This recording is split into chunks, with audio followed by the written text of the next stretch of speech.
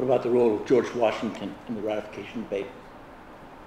George Washington was, he is one of the reasons that the convention worked. It was held in secrecy. Now, Article 1, Section 5, Clause 3 of our Constitution can't be in secret. But he was such an uninterested leader. Everybody respected him. Everybody trusted in George Washington. They even left the Constitution vague because they felt that George Washington would fill those holes as time went on. So we needed George Washington at the convention to give it legitimacy. Furthermore, because it was expected that George Washington would become the president after the Constitution, he offered Edmund Randolph a position in the government under the new Constitution, and thus when it came to ratification of the Constitution in Virginia, Edmund Randolph didn't really say anything and didn't debate against the Constitution, although he didn't really agree with it. Also, George Washington gave Alexander Hamilton, he promised him a position in the future. Alexander Hamilton was kind of an extremist, so in order to quiet him down, he promised him a later position. Does that mean he was offering them these positions to get their support for the Constitution? Is that what you're saying? Randolph and Hamilton?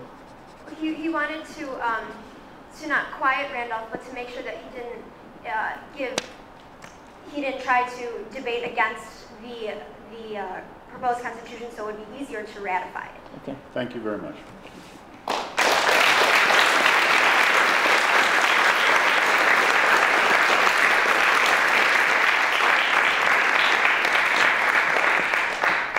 Now is our chance to give you a little bit of feedback, which obviously, as you know by now. And can we start, Madeline? Can you start? Certainly. I thought you had a very interesting opening to your statement, particularly starting off with Governor Perry's situation in Texas.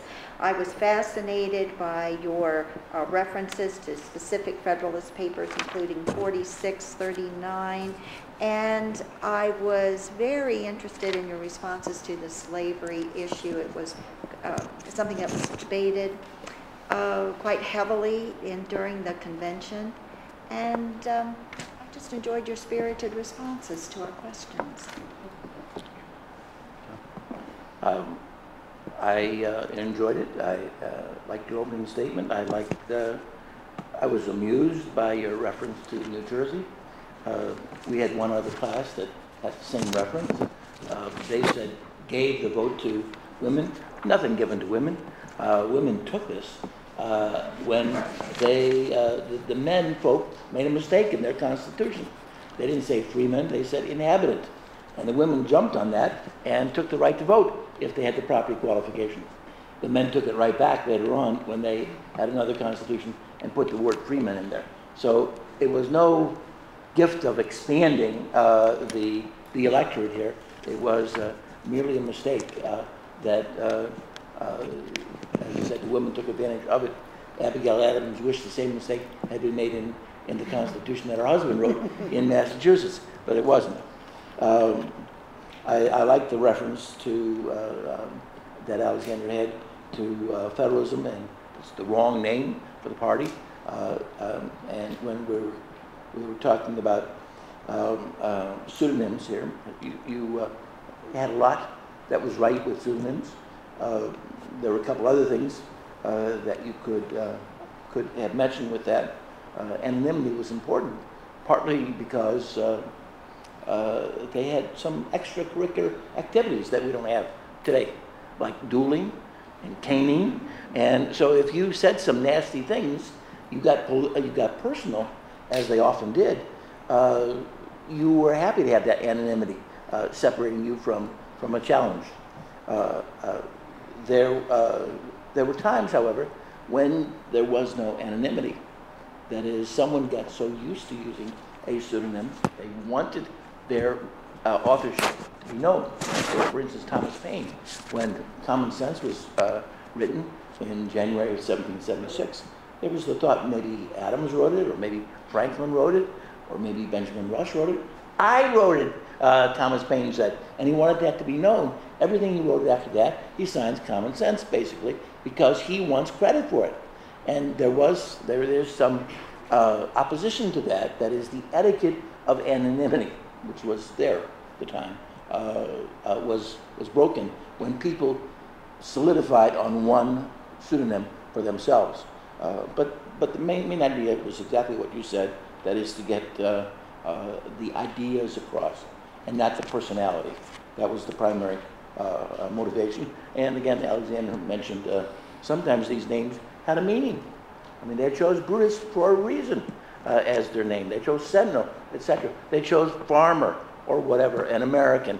These names had resonance with them, and they wanted to get that across in the not just in the text of what they were writing, but also in the title. The image of George Washington, important to me. You said image, first president. Who else could have been the first president? Who else could have united the American people in this trial? Washington says it was an experiment in Republican government and with what dosage of liberty mankind could be trusted with. And he told Jefferson repeatedly, is what Jefferson says, he told me repeatedly, despite the fact that I felt Hamilton was a monarchist, he told me that he, Washington, would give the last drop of his blood for this experiment to be given a fair trial. And so he was the one. There was nobody else. James Flexner, Washington's biographer, 4 volumes, he has an abridgment volume in which he says Washington was the indispensable man. It's the title. And I think perhaps he was. Madison said at the end of the convention, there's only been one thing, one singular thing that separates us from all other revolutions that failed, and that's you. You being there, the people trusting you, that you will be able to lead us. So he was very important. Even though he didn't take part in the public debate, he didn't stand for the Virginia Convention. Still, people knew where he stood because he signed his name to the letter from the convention to the President of Congress. And every time that the Constitution was printed, that letter was there, signed by George Washington, endorsing the Constitution. You did a very, very good job. Thank you. I don't have a lot to add other than to echo how impressive you were. I was really struck by the references to Rick Perry and 10th Amendment and I guess, I don't know if you specifically mentioned it, but the threat to secede. And it does emphasize the currency of so many of these debates, and that we're Americans, and we're still arguing over the same things that we were arguing about 250 years ago, and they are every bit as important and as consequential today as they were, and you guys are no one better than to assume the mantle of this debate, because you guys, everybody has opinions, but it's one thing to have opinions, it's another to be able to back them up with facts and thought, and you very much did. You're very proud of yourself. It's a good way to end the day. Thank you.